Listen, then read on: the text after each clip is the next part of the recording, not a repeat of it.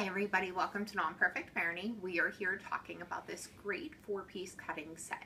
Now, who doesn't need scissors in their home? And if you can get assorted scissors in one pack, that's even better. These are awesome for cutting paper, cardboard. In our home, I get a gajillion packages a day, so I'm constantly losing scissors and leaving them in one place and another, which probably isn't great, but I always need multiple scissors. So you can see you get the 8-inch scissor, the 7, the 6.5, and then the 5.5. I like the tiny mini ones for leaving in like a stationary area, and then we have the larger ones that we leave in our kitchen. And then these are awesome for in toolboxes and things like that. We also keep one in like our medical kit for things that you would need to cut whenever you're on the road and things like that.